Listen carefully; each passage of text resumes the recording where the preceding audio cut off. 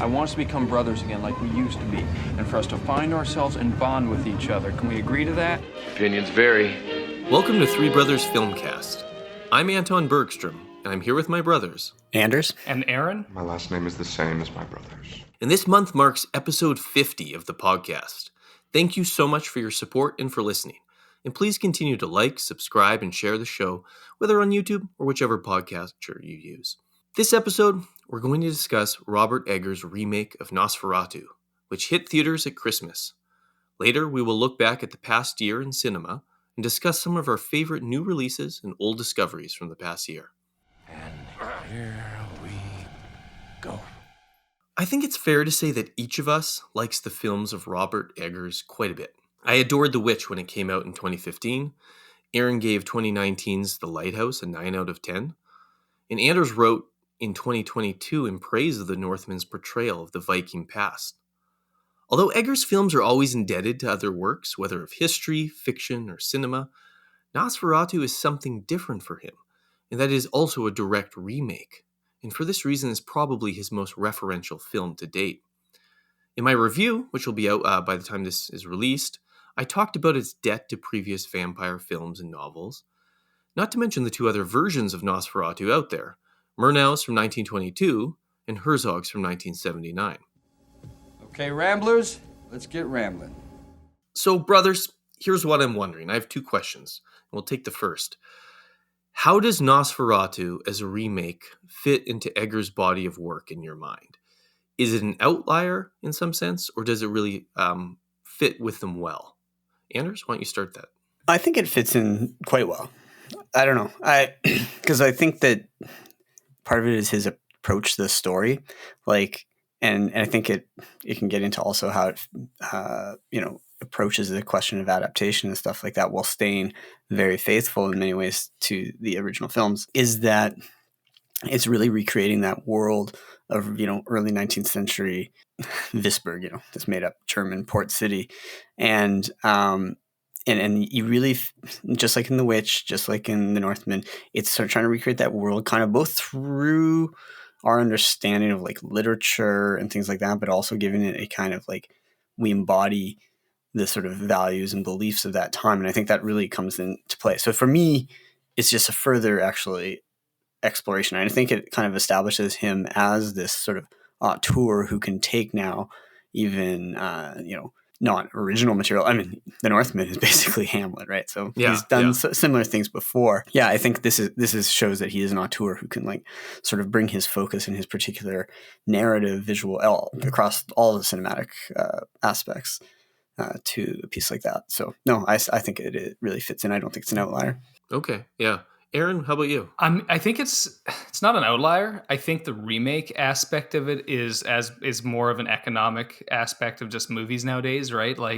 It was inevitable that he would make a remake at some point because all movies nowadays seem to be remakes or pre-existing IP, and somebody was bound to make a Nosferatu remake, and it's good happenstance that he is the one who did it because it allows him to dovetail with his kind of investigation of Western folklore and really dig into all the associations of what vampires mean within our collective imagination, whether that's historical or cinematic or, actually dreamlike or nightmarish, right? And literary too.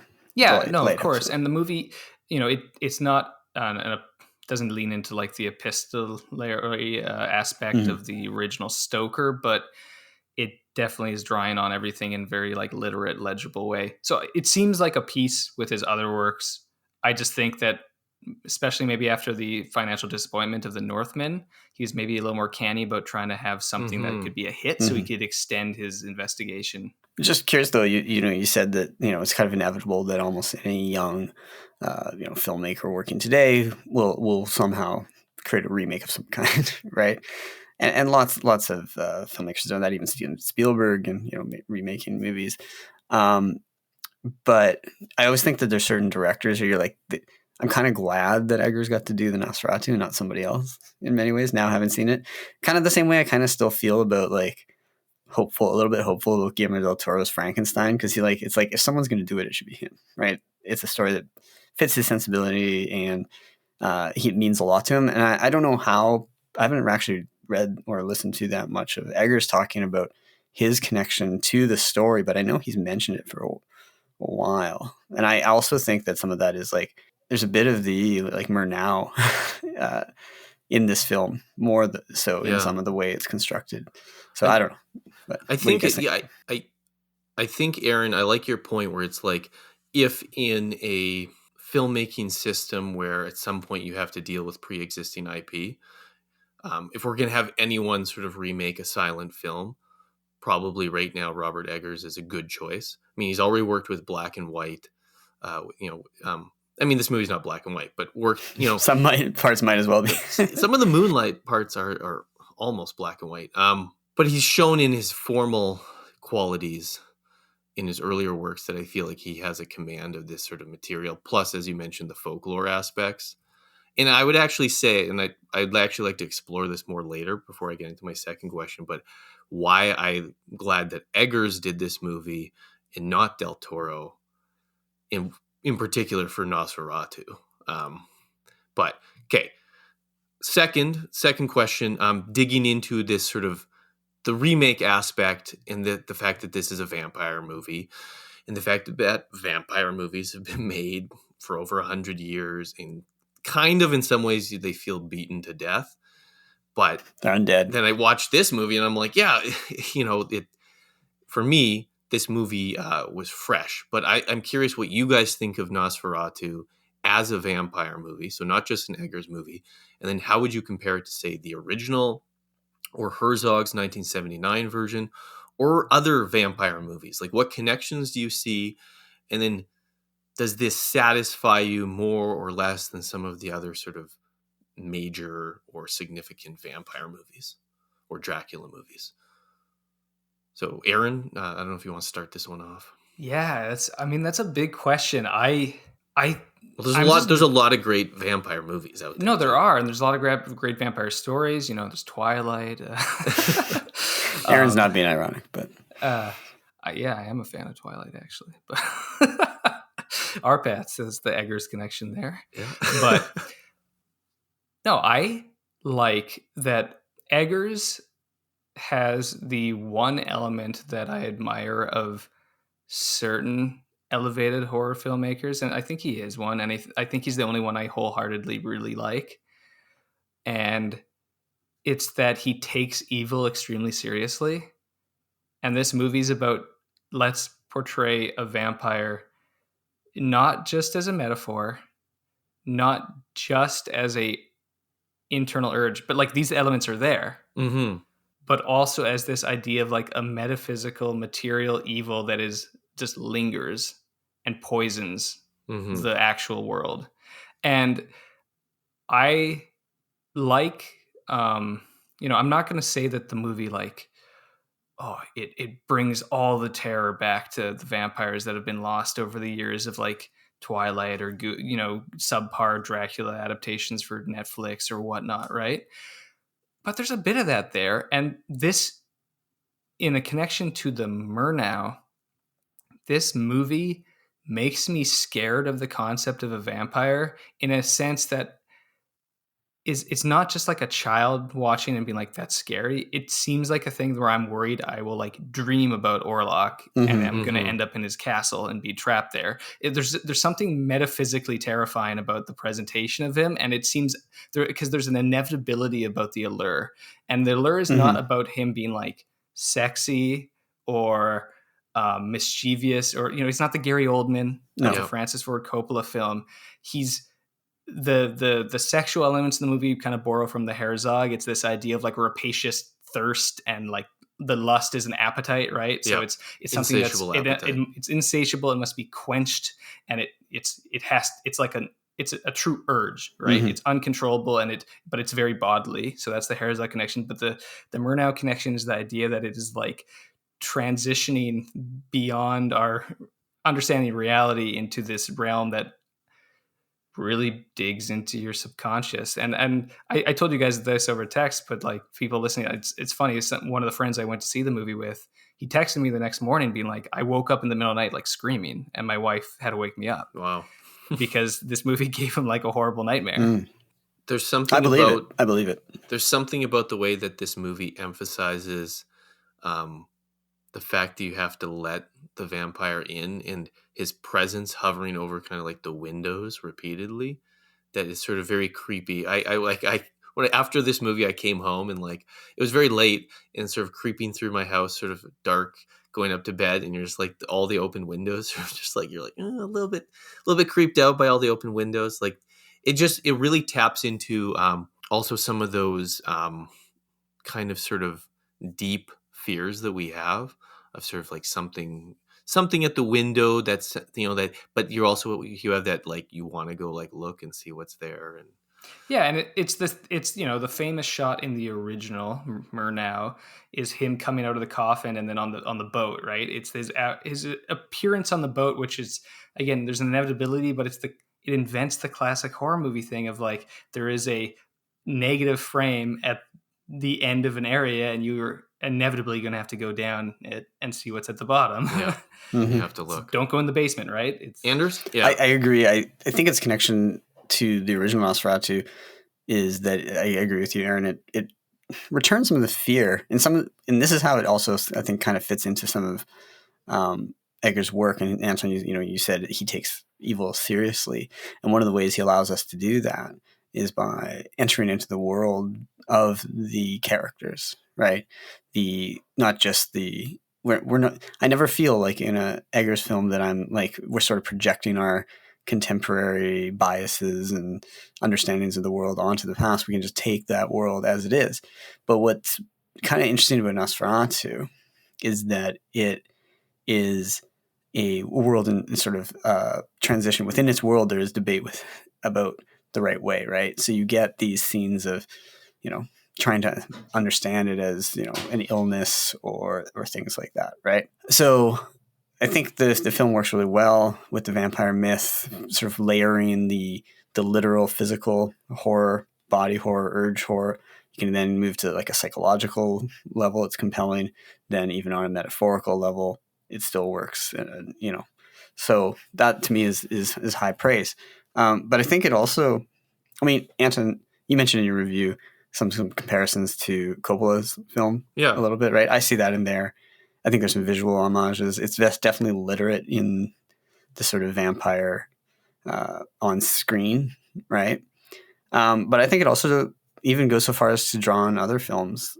I don't know what you guys think, but I think actually there's a little bit of The Exorcist in this film, both thematically and in the scenes of the windows too.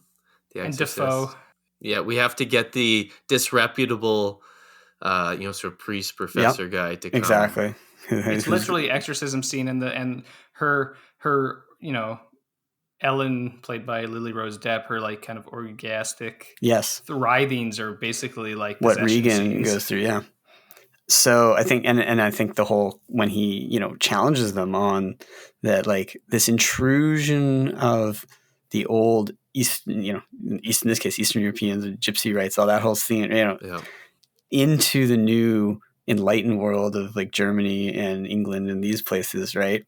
This is the Germany that, the post-Kantian, academic Germany that in the early 19th century was the center of like philosophy and learning, and he's like, there's that quote where Willem Dafoe says, it's like, I have seen things in this world that would have made Isaac Newton crawl back into his mother's womb. We have not become so much enlightened as we have been blinded by the gaseous light of science. I have wrestled with the devil as Jacob wrestled the angel in Peniel, and I tell you, if we are to tame darkness, we must first face that it exists. And I think that really sums up sort of his take, the character's take on it, right? So for me, the same way Father Karras has to like sort of understand that like there are certain things that you can't psychologize away. And the mother, who is coming from the secular point of view, says these doctors are useless. They can't do anything for my daughter, right? In this case, Ellen's going through the same kinds of things. And I think that's a key thing. Anyway, I have another film I'll mention, but Anton, what do you think? Well, so the film then, it's interesting because, as you talk a lot about in your Northman review, Anders, Eggers' portrayal of the past, his respect and sort of letting the past speak for itself and not trying to kind of cast our modern interests and just sort of hash them out in the past, but rather have sort of Yeah. So weirdly, in this movie allows it the opposite of Gladiator too. but this movie allows Eggers to do more commentary on the present than in his other three films, Yes. because of the fact, as you note, that there is this tension between sort of the superstition in the past, in the ancient, and the modern in science, particularly kind of like scientism, this idea Yes. of like sort of a blind faith in science, just as you would take it on sort of like a doctrine of faith. Yes. I see this movie as not only engaging stylistically with and subject matter with earlier versions of Dracula, but then in vampires, but I also then see it as being thematically in dialogue with them. Mm-hmm. When I was rewatching Nosferatu, the original 1922, and I wrote an essay on it for the site, I noticed that Murnau's Nosferatu is very much less, like the superstition aspect is sort of drained out of the story, and the vampire is portrayed as like a natural force. Yeah, he's almost animalistic. And the character, the Van Helsing type character in that movie, whose name escapes me at this moment, the professor's giving a lecture and he's comparing vampires to sort of like carnivorous plants and things like this. And so the Nosferatu is sort of located in like the natural realm, and that really undergirds that film's interest in the plague connection between the vampire and plague. So the vampire is a natural destructive force the way that, say, a plague is. Yes. What I see Eggers then sort of challenging is like he's questioning and in dialogue with this question of like, is evil natural? Is evil metaphysical? Is evil external? Is it internal? And it's more of a dialogue. I don't think that the movie actually, I think it presents multiple points in this sort of dialogue and isn't necessarily just saying one thing. But then I also find it seems to be engaging with like things like Herzog and Coppola. And I just saw the strong connections to Coppola, and I think I was partly picking up on Matt Solar-Seitz's comments about this. But even when I was watching the movie, because sort of the obsessive love story aspect is present in this movie, and it seems to be a little bit more about some form of desire and love than Herzog's, which I agree with you, Aaron, in your portrayal of like in Herzog, it's very much about the appetite and desire. And here, I think there's like a psychological aspect to this film. And I'm not saying that like it's this, this isn't like a romance between Ellen and Nosferatu. No. But at the same time, it's interested in her psychological state. It actually gives her more. In the beginning place of the whole story is this bizarre, like I'm extremely like interested and was arrested by the opening sequence.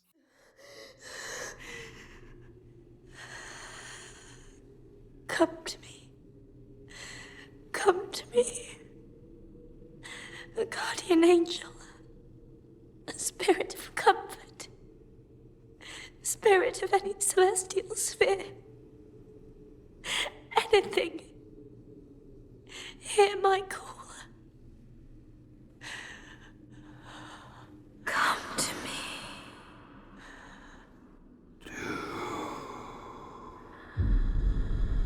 Mm-hmm. Even just the filmmaking of it is striking. Yeah, it's very dreamlike, right? Like there's aspects of this movie in terms of other sort of films I would sort of reference. I think it is genuinely a scary film, just in terms. If people don't like rats, you're not going to like this movie. Yeah. But one film that has that sort of dreamlike sort of quality to it. Like, I mean, I think some of the early David Lynch, like Eraserhead, and has that. But actually, ironically, I think Aaron, you had mentioned the connections between The Lighthouse and Lynch. Yeah, no, I did in my also in my review on Letterboxd. But yeah, you're right, Aaron. Your review, yeah, I agree.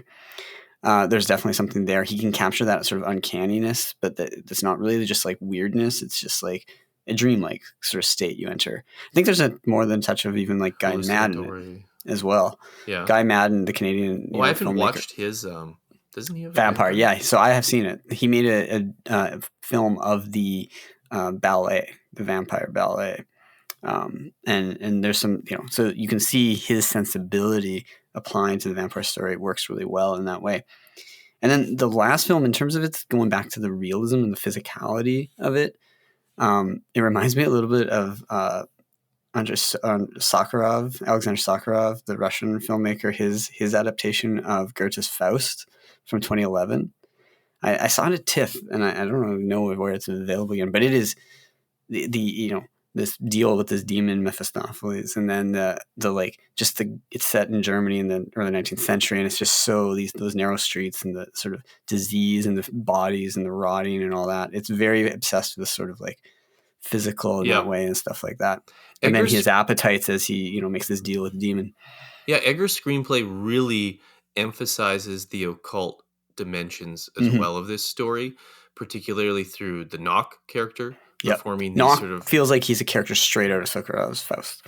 Yeah, he's performing these demonic rituals to summon the Count, but then also the emphasis in the language of Orlok talking about the covenant that he's made for contract, but also the fact that it takes something that I think is hinted at in other versions of Dracula and Nosferatu, but makes it explicit that when Hutter is like signing the contract, he's actually, it's like, he's signing his soul to Nosferatu. But he doesn't and it makes know. but he doesn't know, but it's made explicit here. They sort of he's signing Ellen's soul. Oh, sorry, Ellen's. Yes.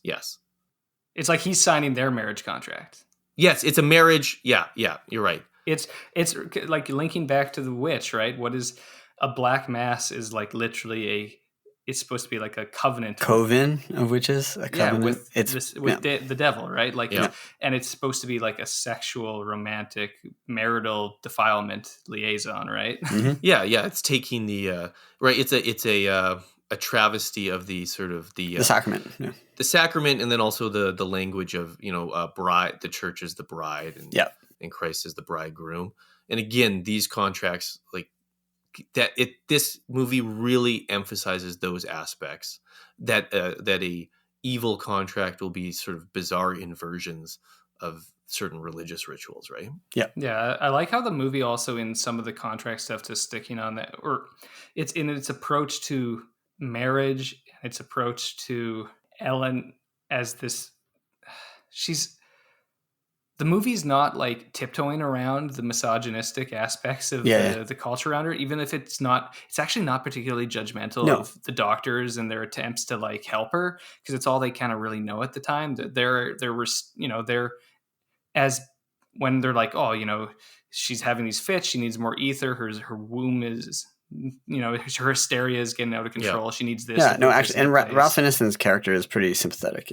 Yeah, he is, and Aaron Taylor Johnson's husband, or like the rich friend of her husband of her friend, and like he's a sympathetic fool because he refuses to believe his own eyes at any moment. Yeah, and he pays for it, tragically through his family and then eventually his life. And there's that brutal moment where he kills the children. Oh man, that is so horrifying. Drains them and just throws their bodies in silhouette. It's whenever a filmmaker is willing to kill a kid on screen, it's pretty grisly. But in that way, it's like very striking. And the fact that it's like a rag doll makes it even somehow more unsettling. But I like how Eggers, he respects the material enough in a way that he's refuses to pigeonhole it. Not to say that there isn't an actual reading of this movie that's like correct or literal. It's more of that because Orlok's existence and these occult activities that are affecting the characters doesn't discount the metaphorical, doesn't discount the like historical, doesn't discount the social aspects that influence this. And that's what makes it such an interesting thing. It's why I think his rigorous attention to detail in terms of historical fidelity allows us to enter into the world like we're walking into the past. It makes a movie into somewhat of a time machine.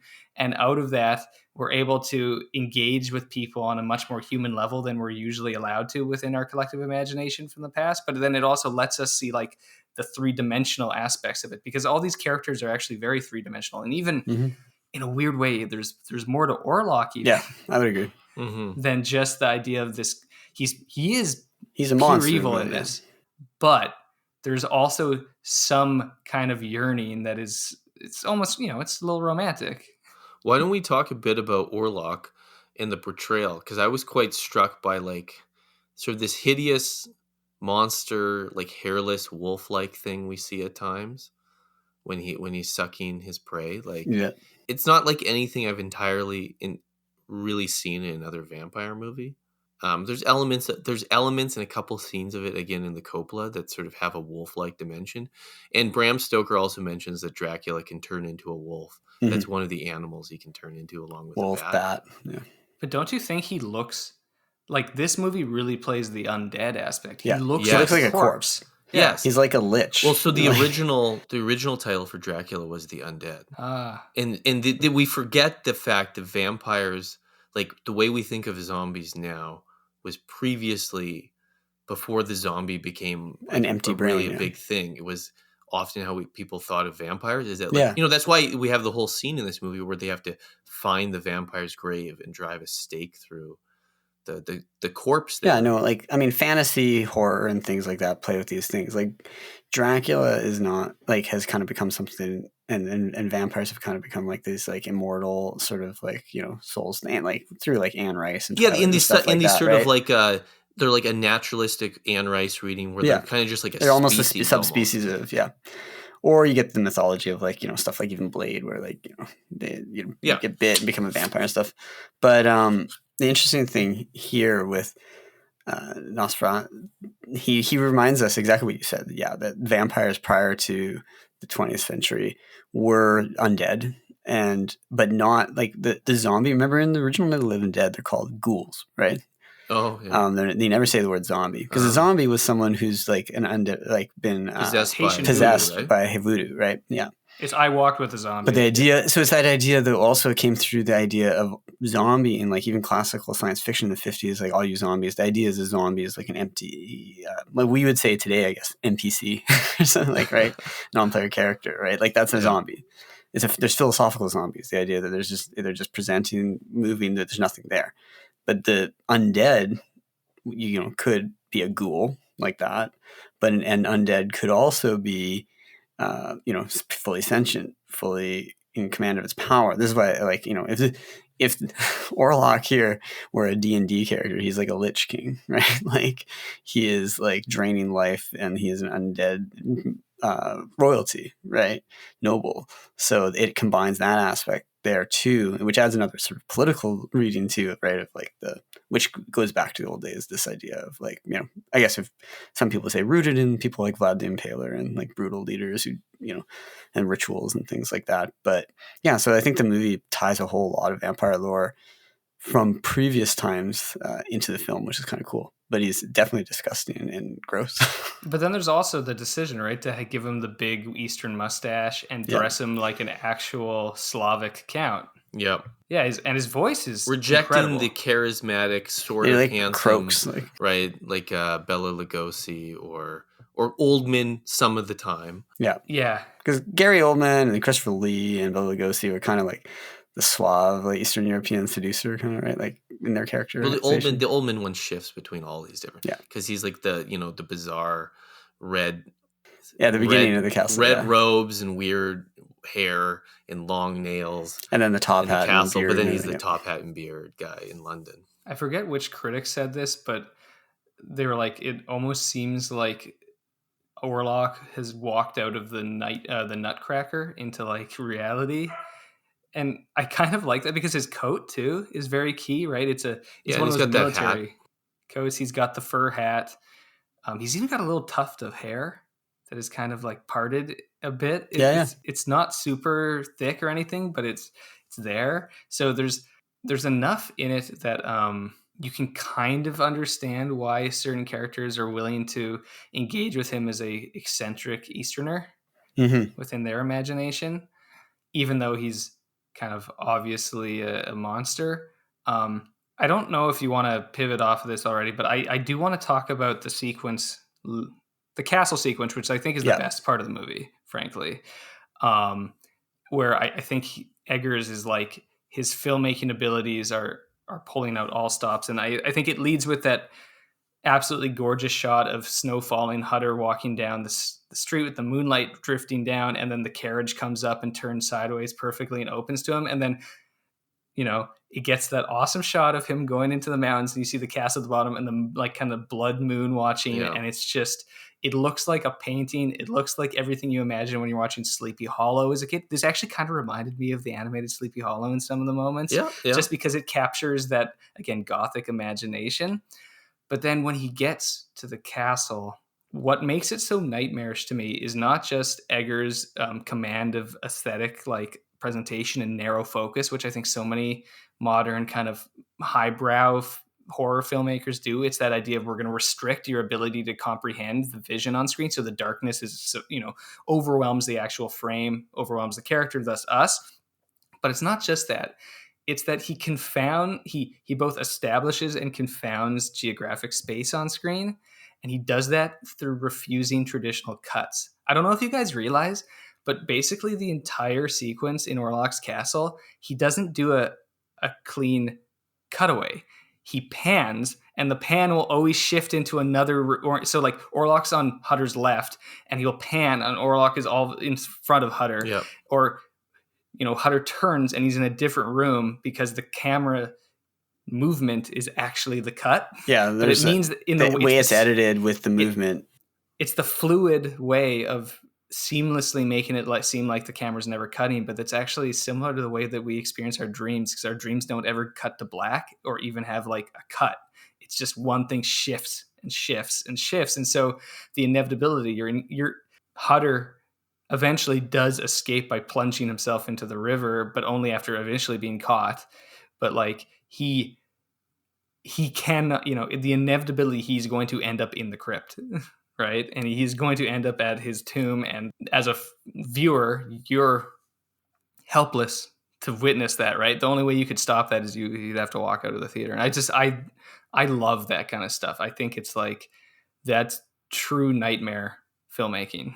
The castle sequence to me points to one of the powers of this movie, where it seems to do something that on the one hand is very familiar, but it does it so well in like a form that you're just sort of like so pleased with the rendition of it. And so what I mean is like, the arrival. It's not surprising. The arrival at the castle, you're like, that's the most Gothic thing I've ever seen in a movie. But you're like, I finally got the carriage arriving at the castle in such like a gorgeous, extravagant Gothic form that kind of you only ever imagined before. Or it's like, here's the dark entrance to the haunted castle. And the way we're going to slowly go in through like the shadows and to the door in, it just emphasizes all that like very well-known conventional elements, but you're like experiencing it like afresh because it has an impact here. This is what I would say about the film, that like I saw it now, a week and a half ago. And the crazy thing is that something, you think of your memory of a movie you watched a week ago, especially a new movie that you're seeing for the first time. I'm like, I kind of feel like I've known this movie for a long time, even though I only just saw it like a week or so ago.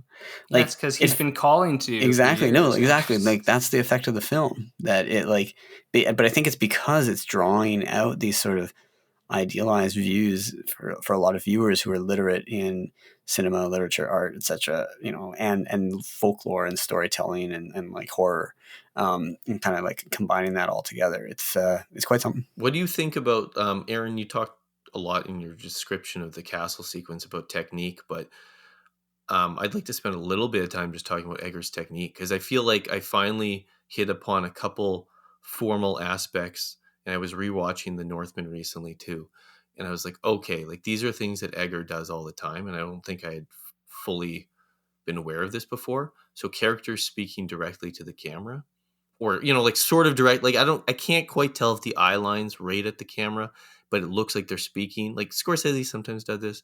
And I also noted in my review that this is a key strategy in The Silence of the Lambs, where characters always speak at the camera, all the three principal characters in the movie. And they do that in this. But Eggers does this in all of his movies. At key moments, the person speaks into the camera. And it's sort of just like, very basic framing. And then he also, in this movie, and he does it at the start of The Northman, it's like very... So one, he kind of does a Wellesian thing where you have close up and distance, not through altering the camera, but through something in the mise en scène coming in. So it's like you have a close up of a head because a head leans into the camera. Or at the very start of The Northman, a crow flies by and it's super close up. And then we also see a long, wide distance shot of the ocean. Depth of field. A lot of depth of field, which a lot of directors want to. But then he also does like very controlled, slow rotations of the camera. And it's used to great suspense effect here, where we get the scenes in the crypt, where we know that once the camera and it's a great horror trick, right? But he establishes the pattern that he's like, I'm going to fully rotate the camera like 180 degrees, and you're going to see what's like on the other side. Once that trick is being established, it's great suspense because you're always like, okay, well, what are we going to see when we get there? And you're like anticipating it. He uses it later on in the house when Nosferatu is coming to the house. But then he also, there's a great shot just when Thomas Hutter is like riding out of the city, and we see like this beautiful sort of German town, and then the camera just sort of fully rotates, and then we see this shot of like the landscape. And again, the way it's done, it's unclear. You're like, is there a time delay, and this is like conveying a hidden cut, which suggests a passage of time, or is this just the opposite direction? And so there is, in that sort of restrained turn, there is like this like control of space and time as well. I don't know if there's any other things you've picked up that you're like, these seem very like Eggers type shots. Or I mean, I always think of the formative Eggers sequence as the peekaboo scene in The Witch, right? And it's the idea of the camera is both the thing that's facing the character and the eyes of the character simultaneously somehow. So it means that like he's visualizing that we're in the character's head, but we're also, watching them and observing them from an anthropological point of view. And he does this in this movie a lot with Ellen, and he does it he creates jump scares. Like he does more conventional jump scares a few times in this movie. And I know some people have been kind of annoyed by it, but I kind of like it because it means that he's drawing on like classic conventions of horror. And what he's doing is that you lock our attention in with the gaze into the person's eyes. And then he's using that match cut. Yep. You might even just get a quick, he's weaponizing it, right? And it's this idea, again, it's like, it's the subtle psychological linkage with we are the character, but we're witnessing the character, which is almost an out-of-body experience, right? Of you are in yourself, but you're seeing yourself.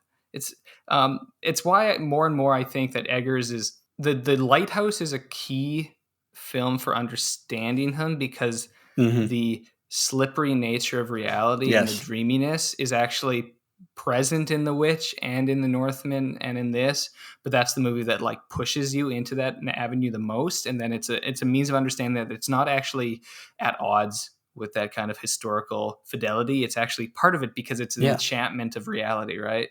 Yeah. I think it's good. Like, I have to say, like, complaining about having any sort of conventionality to aspects of this movie, you're like, dude's like remaking 100-year-old silent movie, and right now it's grossed 70 million domestically. Pretty happy that we're getting people to come out to see the Nosferatu. People like it. Yeah. But I love there's a moment also in terms of sort of the subtle things in the background when it's like in the crypt, and you start to notice. You're like, wait a second. You notice the light coming in through the side windows, and then you just really start to notice that the sun's going down. And it's like one of those, again, like it's a very sort of conventional horror thing where like, hurry up, he's going to wake up. But it's because it took me like, a few seconds of like watching the shot to like really understand what I'm seeing. You're like, oh, like the sun. Yeah. No, it's very good. It's very good. Fun. This film definitely it feels cinematic in a way that few films do. Anything about before we wrap up and move on? Is there anything about performances you wanted to single out? I imagine one of you wants to talk about Willem Dafoe. He is great. I think it's fun to see him as the sort of the hero too. I feel like he's some necessary levity, which is actually, again, embeds you in the movie more. It doesn't take you out of it, but it somehow makes you more sympathetic with the characters. Because you could imagine meeting a character like that. Like the movie does, even though like it's serious and it's heavy, but there was a lot of I thought there was a lot of humor at times. Even the way that Nicholas Hoult plays Hutter in the castle is quite humorous at moments. But I mean, I think Lily Rose Depp is very impressive as Ellen, and maybe I'll let you talk about her, Anton. But I just want to give more props to Bill Skarsgård as a true performer of like just a horror. He seems to be like a horror classic, like a classic horror. He's a Lon Chaney or something, right? Yeah. He is the Pennywise. Whatever you think of the two It movies, I think the first one's quite good and the second one's interesting, if a little bit less good. But his Pennywise is like an iconic villain. He's terrifying as it, and here he is so different than Pennywise and so effective, and to the point where I'm like, I don't really see Bill Skarsgård there at all. I don't know how he does this voice. I don't really comprehend what the performance is, but it's so creepy and credible. And I'm like, man, this guy just needs to keep doing weird, terrifying costume work in horror movies because he seems made for it. And, you know, it's not like he's only in, you know, we see him in other movies. No, he's in like John Wick 4 and stuff. Yeah. No, but he's good in John Wick 4, but even like in Barbarian, he's got his small role at the beginning. He's very compelling in that movie, and he works really well, even just as like a normal actor. But it's just, there's something about this guy. You put him in makeup, and he turns into like an all-time performer.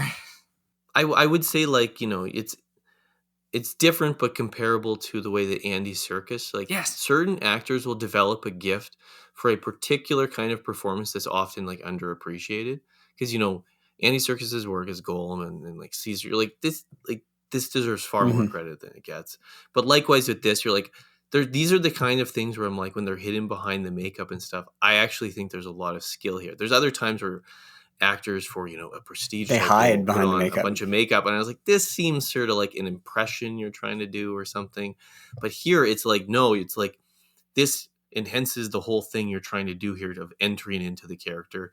And you're right, there's something about Nosferatu's voice in this and the way they're playing with the sound and like it rumbles so deeply, constant reverb, and like we're almost hearing the constant, maybe because he's undead and it emphasizes that, but we're like hearing the breathing almost unrelated to the speaking throughout the entire time. It's like it sounds a little bit like when well, he's not the Emperor yet, when Sidious has been electrocuted and he has this like really creepy deep reverb in Revenge of the Sith, and it's just like, and like, you know, like a low rumble coming from his chest. It's like that almost the entire movie. I think Lucas is trying to make vampiric associations with the Emperor. Yes, that's what it is, right? Well, that yes, totally.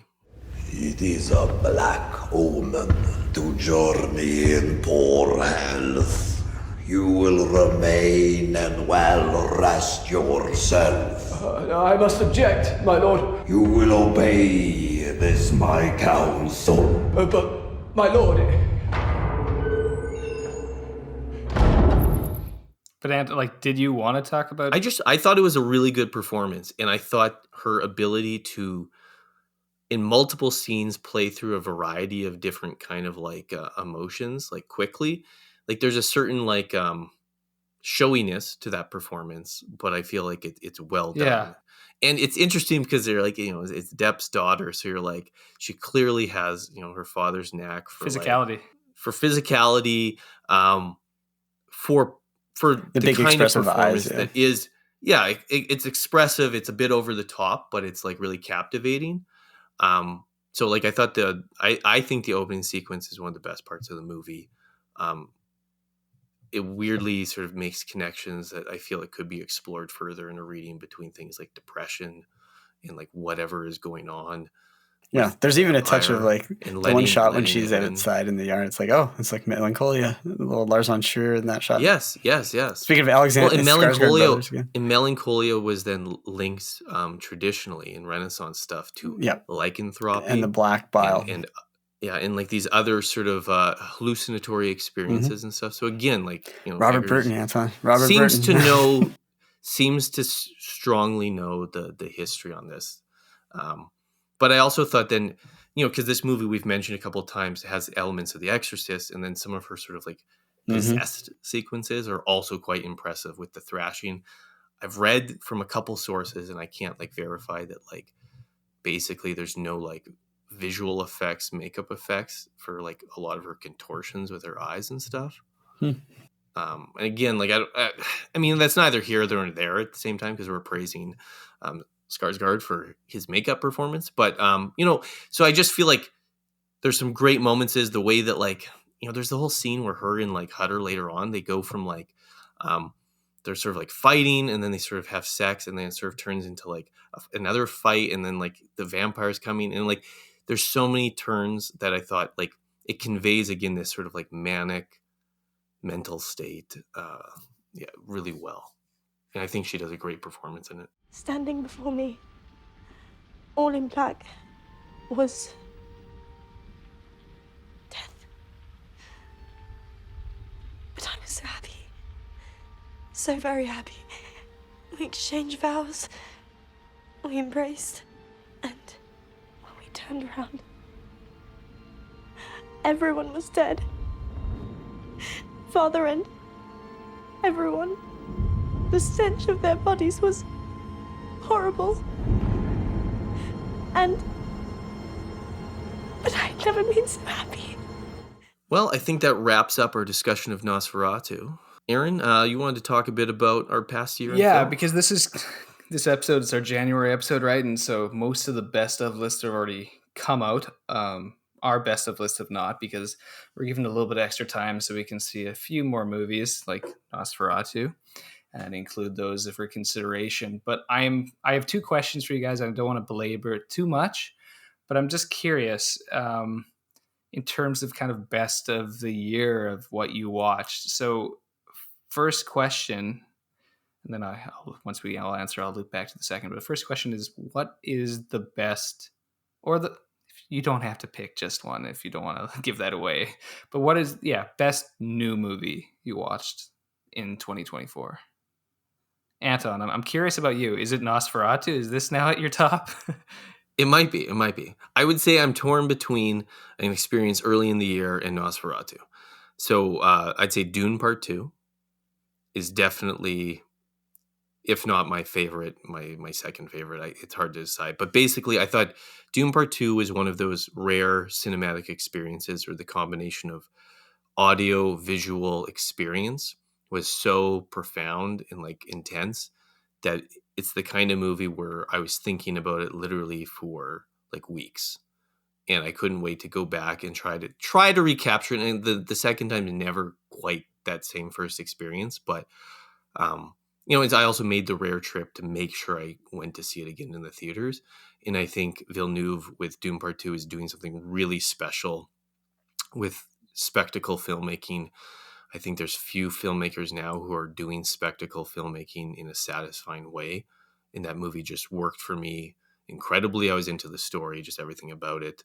Nosferatu was my like sort of late surprise. Like I think at this point I would say Eggers is Nosferatu confirms that Eggers is one of like my personal favorite filmmakers right now. That this movie, like, it's messed up at times and extremely dark and twisted, but I couldn't help but kind of like smile and nod at parts of the movie, because it was one of these experiences where you're watching it and you're like, that's the right choice. That's the right choice.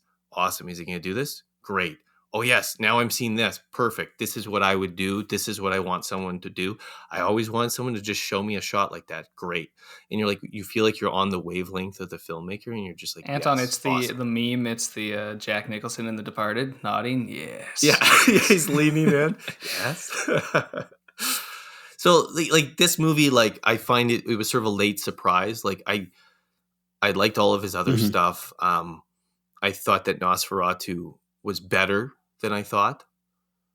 And now I'm like, is Nosferatu my favorite of his movies?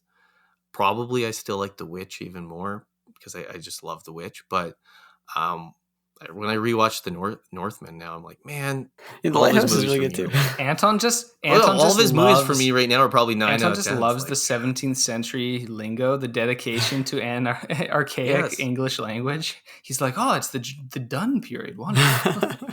There's an aspect of just his commitment to the history that I have to admit is just like, it's a personal thing that you're like, there's few filmmakers, and like, I love my Ridley Scott epics, but I do love getting some movies with Eggers that you're like, that seem so sort of historically authentic in a different way. They're operating very on different, but that's why you have to watch some Laszlo Nemes films, because his historical fidelity is Son of also Saul there. and Sunset, is that the other one? Yeah. Sunset especially is the one where you're just like, your attention to detail for something that is barely in the frame is insane. All right, Anders, same. Yeah. All right, I admired Nosferatu and Dune Part 2 as well. But I'll say two other films that I admired. One that's got a lot of year-end praise, and another that I feel has been unfairly forgotten. But the first, Enora, still sticks with me. I think as for like a American film of that kind, I think it's really good, really, really great film that just sticks with me. Like that ending to the movie, like characters, like it's, to me, fantastic. And I want to say that I don't understand why people did not love Furiosa more. I think it's a worthy sequel to Mad Max, and I think back to some of the sequences in that, and I think it's just it was a great movie going experience. So those are a couple of the films that I would put up at the top of the year. I totally still really appreciate Furiosa, and I think even if we're talking about all four of those movies that you just mentioned, you're like, is maybe the commonality, despite all their different things, it's like these are filmmakers who are like, they're not afraid to take a risk. They're kind of uncompromising too. Do something kind of like, they're like, there's a couple scenes in each of those movies where you're like, they didn't blink and they just like absolutely did it. And it could have totally blown up. No, I think there's something to that. Actually, I saw a bit of the Golden Globes the other night because what a joke. But Brady Corbett's The Brutalist took home some awards. And I'm actually really curious to see it. It's kind of interesting. The trailer really intrigued me. The trailer really and I also love that like architecture, 20th century, post-Holocaust kind of story and stuff. But he, in his speech accepting the award, he made a plea for directors still making sure studios in this climate give directors final cut. Especially if there's he's like, they were the ones who take a risk, and like that he's felt that the film like The Brutalist, he's like a 3+ hour epic about Hungarian, obscure mid-century architect. He's like, nobody wanted to see this movie. They told me nobody wanted to watch it, and then he's like, and now people are going to see it because it got the attention and stuff like that. So he's just, I think that commitment to the bit and uncompromising, I think is something among a lot of the films I admired this year. Mm-hmm. Aaron? We know what the answer is. I mean, is there any question? We all know Dune Part 2. Like I've seen it 6 times. I watched it 6 times last year. Like when you've seen how blue on blue Aaron's eyes are, you yeah, can only have one choice. My wife likes to joke where she's like, are the Dune movies just your favorite movies? And my answer is often like, maybe. Like, I'm not joking. That's actually like the level of my love for those movies. It is, I could watch it at any moment. I could watch them. Like, my affection is similar to my, favorite movies like Return of the Jedi or Spirited Away or Seven Samurai, where I'm just like, any moment I will watch it. Mm-hmm. So, movie that's not mentioned yet, but I did talk about on a recent podcast briefly, was Juror Number 2, the Clint Eastwood movie. It's great. It is great. I finally caught up with it. I just think it's so morally mature and provocative, and I've just been thinking about its questions in a way that most movies don't leave me with like a moral question, that it's just pondering in my head, where a lot of movies like to play with the idea of like, oh, what if I was in this person's situation? That movie makes that the entire theme. And it's something that is, I found like 2 months later, actually still inescapable. I'm like putting it over in my head about like, what are the choices we make and how does that actually affect the people around us and what we tell ourselves about our lives? Yeah. Very briefly, I'll mention 2 movies that they're maybe not like absolute top of the year, but 2 really good Asian movies that I think are both, they're hopefully one of them is one that I saw, but technically 2023 releases, I guess, in some senses, but they're very enigmatic and beguiling movies about nature. One is Ryuichi Hamaguchi's Evil Does Not Exist. I thought it was great. I loved that film. Has an ending that is so strange that it forces you to actually almost rethink the whole movie, which I love when things do that. Not because it's because it seems of a piece with it, but because it's so confrontational and it refuses a like safety mechanism of understanding nature and like an easy dichotomy between have to watch more different of his types movies. of people. It's really good. And the music in that movie, because it was started as an art installation piece to set to the music, and then Hamaguchi was like, no, this is too good, I'm going to make it a whole movie. The music is haunting and incredible. The other movie is a movie that I don't even know if it got actually wide release. I saw it at TIFF the year prior, but it's a Tibetan movie called Snow Leopard by a filmmaker called Pema Sedin, who died prior to its release. And it's about a Buddhist monk and a bunch of farmers who have trapped a snow leopard in their pen. And it's just about basically people's relationship to the land. And it's a very like high, basically like the government has outlawed the killing of snow leopards because snow leopards are endangered animals. And so they have to bring in the government people. And this monk is there kind of communing almost with the snow leopard as this mystical embodiment of the plateau. And Tibet, I've never been obviously, but it seems like a place where the landscape is so profound that it's actually almost like bending into a new part of reality. And it's just, Pema Sedin's apparently made several other movies all set in Tibet. He was the first actually Chinese national filmmaker to be allowed to make movies in the Tibetan language. So he's notable for that reason. But it's just a really interesting movie, and it stuck with me like a year and a half later. So I wanted to mention that if you can seek it out in any way, shape, or form. I'd like to see it. I just want to say that Juror Number 2 was a couple films that I caught up with in the last month with my wife, and she really liked it a lot too. So I just want to say, like, sometimes the movies, like these uncompromising movies don't strike everybody, the same way. People might find them too much. It's like, she would not like Nosferatu. But that one, and we finally caught up with Challengers, and she loved that one too. Which is again a really well made, well acted, interesting. It's not trying to be more than what it is, but it's just entertaining. And again, great score too with Trent Reznor at it as well. That score slaps. So my other question, just really briefly, we watch so many movies, but I am curious about what old movie you watched that you hadn't watched before.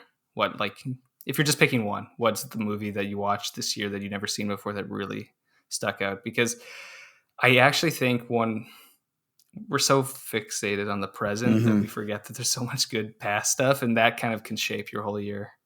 Anton, yeah. Okay, I'm not going to limit myself to one, but I'll go quick. Okay. No, I finally watched A Canterbury Tale, Powell and Pressburger. It's great.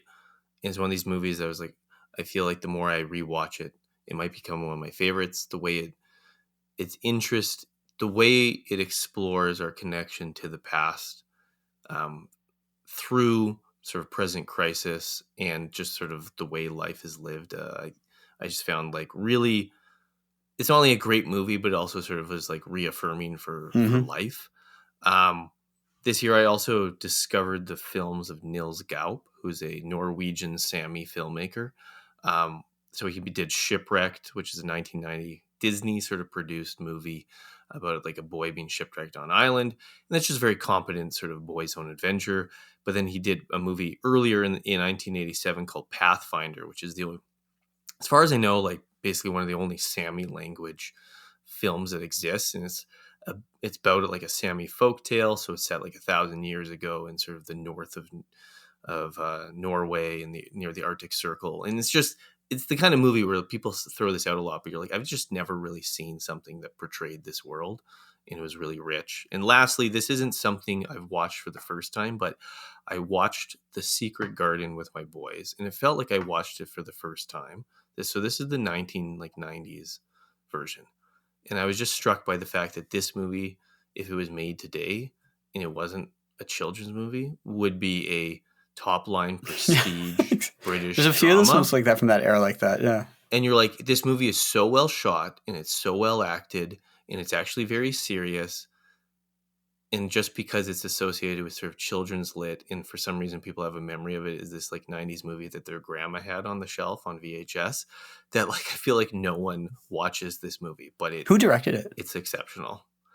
I don't remember off the top. Because I know that it's a female. Alfonso Cuarón did another Frances Hodgson Burnett adaptation, Little Princess, which is very good. Little as well. Princess is very good. Yeah.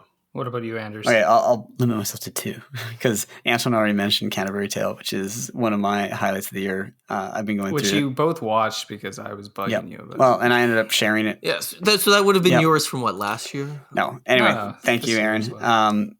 Everyone who I watched it with, really appreciate it. But Best of Film was filling a big gap for me in my love of Paul Schrader, Blue Collar by Paul Schrader. I thought it was fantastic. Maybe the best up with the Schrader old film I saw all year. I thought it was so good. So good. Wonderful performances by all the leads. Yaphet Kotto, Harvey Keitel, and the great Richard Pryor. So good. Pryor could really act, he wasn't just like, he nails the dramatic stuff too. It's so good. Yeah, I've seen Brewster's Millions.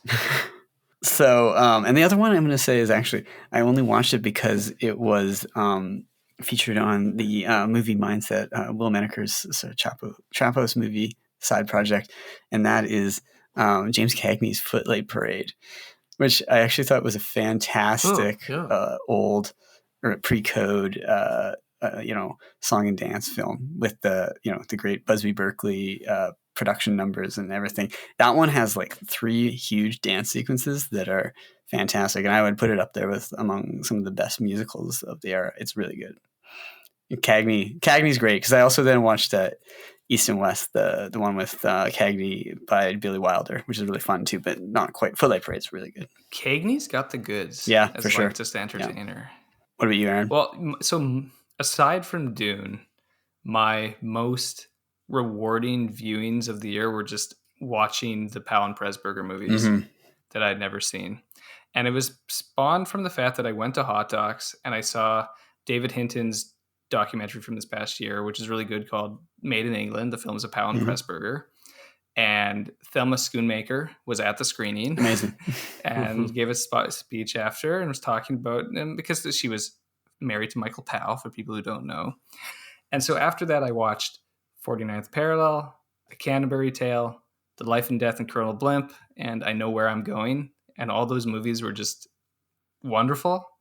Canterbury Tale and Life and Death of Colonel Blimp are like especially incredible films, but all of them are just, there are moments in all of the movies where I can just think about it and I'm like moved just thinking about how good that individual moment is. And I really do encourage people to watch the documentary because it's Martin Scorsese talking about them passionately, and his breakdown of, there's this one moment in I Know Where I'm Going where the way he breaks it down is like, it's so good. It makes you love the movie even more. That seems to be the theme of the year, Powell and Pressburger, because I also watched a bunch of them because, I actually did a screening of a number of them for some folks at our church. And my son, oldest son, he watched 49th Parallel. He loved it. He thought it was great. So, another film that a 13-year-old in the year 2024 could like. But I also watched Matter of Life and Death for the first time, which was very good, and rewatched for the first time in ages on HD Black Narcissus, which is such a great film too. Yeah. So I haven't seen every single one of their movies yet, but I'm getting closer, and I've come to appreciate them very, very much. My other movie that I want to call out is Stuart Cooper's Overlord from 1975. So I watched this on the 80th anniversary of D-Day, and it's a D-Day movie. And why this movie is notable is that it blends a fictional narrative that he shot in the early 70s with actual footage of D-Day, of the British operations, both training and the actual landing itself.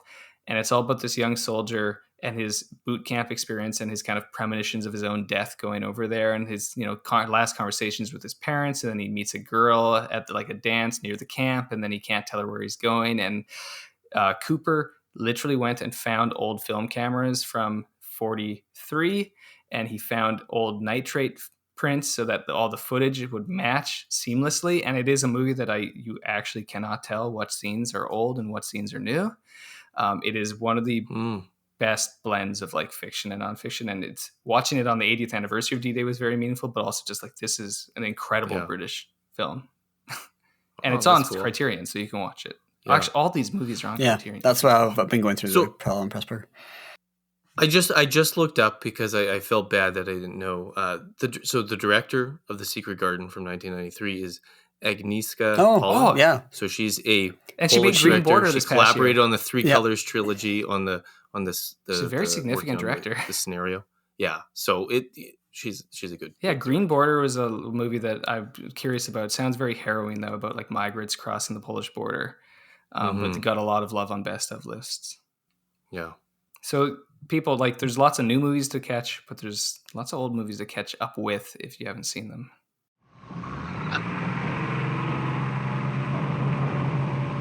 This is it.